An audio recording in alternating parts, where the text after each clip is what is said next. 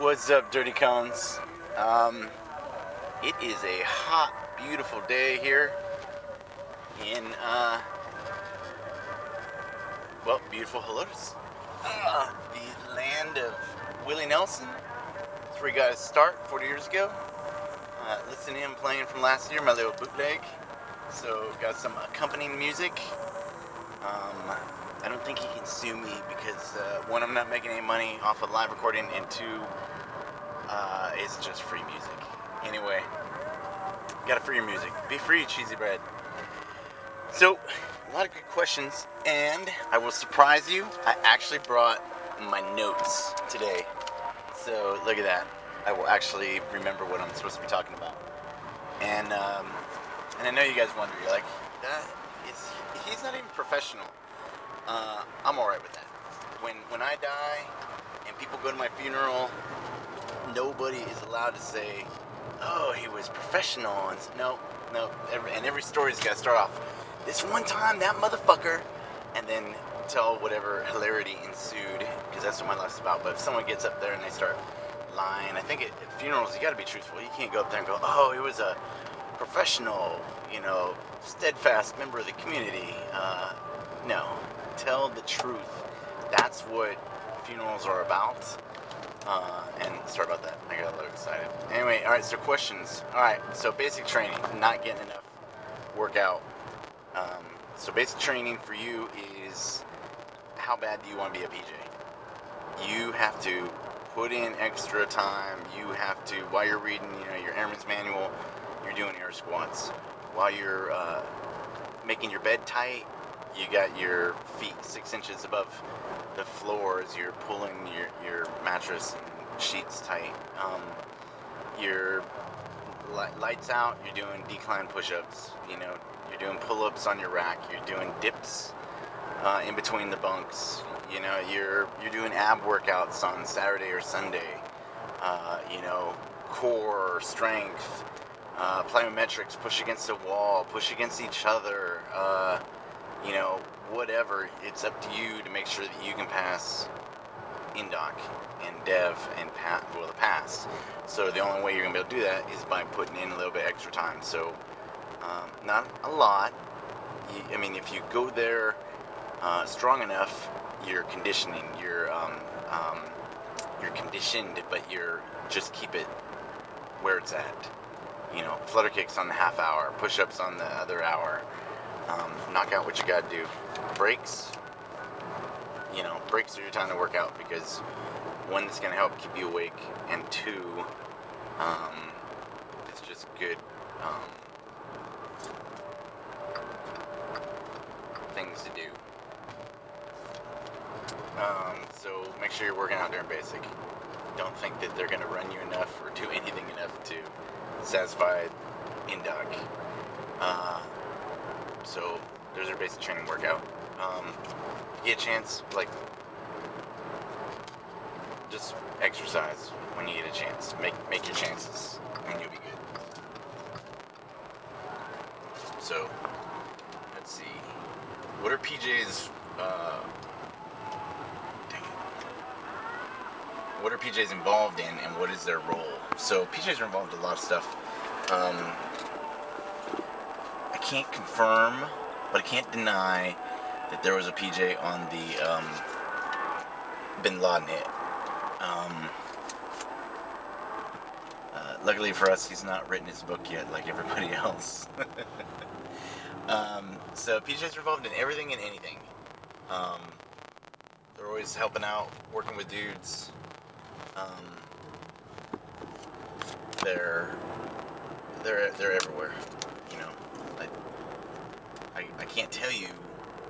I don't know. It doesn't feel right, but trust me, they're everywhere.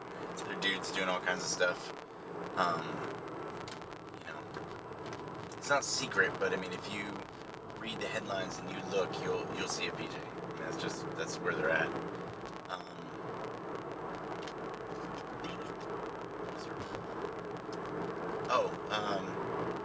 Typical day for a PJ. It could be anything. You could be shooting that day. You could be jumping that day. You could be doing, on Thursdays when I was in the Philippines, we did small unit tactics. First time I got there and I looked on the calendar and it said smut. I'm like, so on Thursdays we look at porn? And they were like, no, it's small unit tactics. And I was like, oh, of course it is. I was like, smut, whatever. It was pretty funny. I knew the term, but I was still newish, and acronyms, were different. Now I was paying attention. Who knows? I was still a young pup. So typical day for a PJ, man. You could be shooting that day. You could be doing medical. You could be whitewater rafting, learning how to read the hydraulics in the water, to see where rocks are. And, rescuing your buddy. You could be surfing in Africa. I mean, there is no typical day for a PJ. I mean, on the days that you don't have anything going on, you can clean your locker, or go to doctor's appointments, or I don't know, clean your weapon. Maybe you didn't clean it as well as you wanted to, or sight in your optics. I mean, the sky's the limit. Pararescue is what you make of it. So if you do a lot of stuff, you can get a lot of stuff done. Other jobs. You can have other jobs, especially, so the question, the whole thing was, he's like, should I get a different job to come into the Air Force, get my foot in the door, then become a PJ? And then the follow-up question was, as a reservist, what do you do if you deploy or something, and, can you have another job? And as a reservist or a guardsman, traditional guy, you probably will need to have another job. You might be able to get enough man days, in the beginning, but, don't expect it, just because the government's been short on money and cutting back on people's training. So, you gotta get what you can do. So if you get a job, and you'll also be protected, while you're deployed. They can't fire you, and a lot of places, like cities and counties, have a bunch of other really cool stuff, like you're still accumulating leave and paid vacations and, stuff like that, so that's good. I don't think you should come in and get another job before doing pararescue. I mean, if you want to do pararescue, do pararescue. Like, I'm a purebred. Like, that was the only reason I came in the Air Force, and I think that sometimes when people go to other career fields, they bring back, some of these traits that may not be pararescue friendly, and I don't think it's good. I think that you got to think, what's the best thing for pararescue, and that's what you do. And hopefully it's the right thing for the Air Force and for everybody else, but you got to do what's right for the career field, and that's how we keep it safe and not run over. But I'd say come and do pararescue only. Got a book. I have not read it, but I've been told it's very good. It's called The Power of Now by Eckhardt Tolle. And maybe check it out. Google it. I Googled it, read the first 3-4 pages, and it sounded pretty good. So if you're looking for a good book to help motivate you to do what you need to do, The Power of Now by Eckhardt Tolle. So Mario, Bryan, Zoe, and Ricardo, I hope I answered you guys' questions. Feel free to email me back. I'll still write you, but I was trying to answer everybody's questions, because it's funny, because I get a lot of the same questions, and then I get variations on those same questions, but it's everybody's pretty much got the same questions. So and I don't mind answering them. I'm just saying it's funny, because I got a question, but I don't think anybody has answered this, or I haven't seen this asked. And what it really means is they didn't watch the video.